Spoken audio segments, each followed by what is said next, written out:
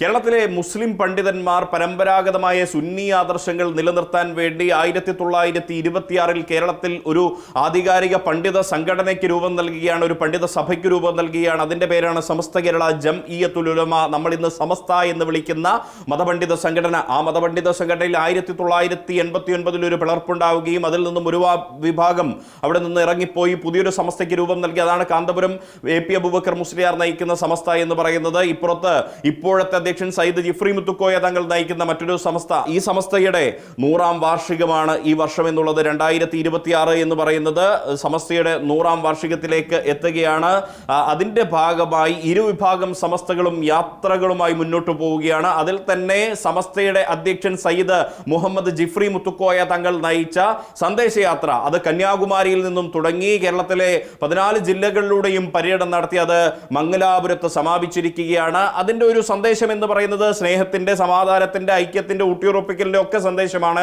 കേരളത്തിന്റെ മുഖ്യമന്ത്രിയും പ്രതിപക്ഷ നേതാവും അടക്കമുള്ള വിവിധ രാഷ്ട്രീയ പാർട്ടി പ്രതിനിധികൾ അതിനകത്ത് സംബന്ധിക്കുകയും സംസാരിക്കുകയും ഒക്കെ ചെയ്തു. വലിയ ജനപങ്കാളിത്തമാണ് ഉണ്ടായിരുന്നത്. അതിന് പിന്നാലെ ഇപ്പോഴിതാ കാന്തപുരം AP അബൂബക്കർ മുസ്ലിയാരുടെ നേതൃത്വത്തിലുള്ള സമസ്ത കേരള മുസ്ലിം ജമാഅത്തിന്റെ നേതൃത്വത്തിൽ പുതിയൊരു യാത്ര പ്രഖ്യാപിച്ചിരിക്കുകയാണ്. അവരുടെ യാത്ര നേരെ തിരിച്ചാണ് വരുന്നത്. കാസർഗോഡ് നിന്നും തിരുവനന്തപുരത്തേക്കാണ്. അത് ജനുവരി 1 മുതൽ കാസർഗോഡ് നിന്നും തുടങ്ങുന്ന ആ യാത്ര നയിക്കുന്നത് അഖിലേന്ത്യാ സുന്നി ജംഇയ്യത്തുൽ ഉലമ ജനറൽ സെക്രട്ടറി കൂടിയായിട്ടുള്ള കാന്തപുരം AP അബൂബക്കർ മുസ്ലിയാരാണ്. അത് 1-ന് തുടങ്ങി വിവിധ ജില്ലകളിലൂടെ പര്യടനം നടത്തി ഏറ്റവും ഒടുവിൽ 16-ന് തിരുവനന്തപുരം പുത്തരിക്കണ്ടം മൈതാനത്ത് സമാപിക്കുന്ന രീതിയിലാണ് അത് ക്രമീകരിച്ചിരിക്കുന്നത്. അതിനുശേഷം കാന്തപുരം AP അബൂബക്കർ മുസ്ലിയാർ നയിക്കുന്ന സമസ്തയുടെ ഒരു മഹാസമ്മേളനം അദ്ദേഹം അവിടെ വെച്ച് പ്രഖ്യാപിക്കുമെന്നുള്ളതാണ് അറിയിക്കുന്നത്. ഇതിലും മുഖ്യമന്ത്രിയും പ്രതിപക്ഷ നേതാവും അടക്കമുള്ള വിവിധ രാഷ്ട്രീയ പാർട്ടി പ്രതിനിധികൾ ഇതിന്റെ വിവിധ വേദികളിൽ സംബന്ധിക്കുമെന്നുള്ളത് അവരും വ്യക്തമാക്കുകയാണ്. സ്വാഭാവികമായും ഇരു സമസ്തകളും ഇങ്ങനെ 100ാം വാർഷിക സമ്മേളനത്തിന്റെ ഭാഗമായി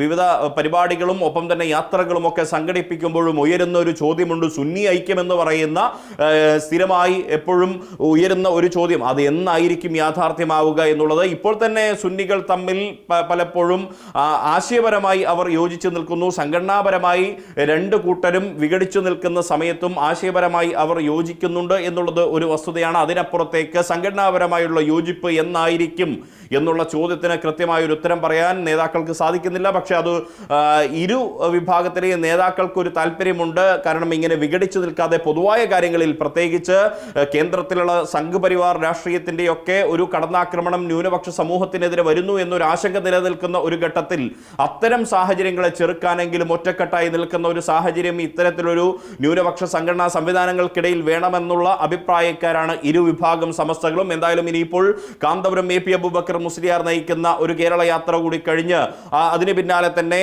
ഫെബ്രുവരിയിൽ കുണിയയിൽ, കാസർഗോഡ് കുണിയയിൽ സമസ്തയുടെ 100ാം വാർഷിക മഹാസമ്മേളനം നടക്കുകയാണ്. ആ ഒരു സമ്മേളനത്തിലൊക്കെ വെച്ച് ഈ സുന്നി ഐക്യം സംബന്ധിച്ച കാര്യങ്ങളൊക്കെ സമസ്തയുടെ അധ്യക്ഷനായിട്ടുള്ള സയ്യിദ് മുഹമ്മദ് ജിഫ്രി മുത്തുക്കോയ തങ്ങളും ഒപ്പം തന്നെ ഈ കേരള യാത്രയുടെ വേദിയിൽ വെച്ച് ഒരു പക്ഷേ ഈ സുന്നി ഐക്യം സംബന്ധിച്ച് സുന്നി അഖിലേന്ത്യാ ജംഇയ്യത്തുൽ ഉലമ ജനറൽ സെക്രട്ടറി ആയിട്ടുള്ള കാന്തപുരം AP അബൂബക്കർ മുസ്ലിയാരും ഒക്കെ പ്രഖ്യാപിക്കുമെന്നുള്ളൊരു വിശ്വാസം ഈ സാമുദായിക സംഘടനാ പ്രതിനിധികൾക്കിടയിൽ, ഒരുപക്ഷെ വിശ്വാസികൾക്കിടയിൽ ഉണ്ട് എന്നുള്ളത് ഒരു വസ്തുതയാണ്. ഫാസിസത്തെ ചെറുക്കാൻ, അല്ലെങ്കിൽ ന്യൂനപക്ഷ വേട്ടയെ ചെറുക്കാൻ, ന്യൂനപക്ഷങ്ങളുടെ ആശങ്കകളെ പ്രതിരോധിക്കാനൊക്കെ ഇത്തരത്തിലുള്ള സമസ്തയിലെ സുന്നി ഐക്യം ഉണ്ടാകുമെന്നുള്ള ഒരു പൊതുവായ പ്ലാറ്റ്ഫോം അതിനുവേണ്ടി രൂപീകരിക്കപ്പെടണമെന്നുള്ള ഒരു ആവശ്യവും ശക്തമാവുകയാണ്.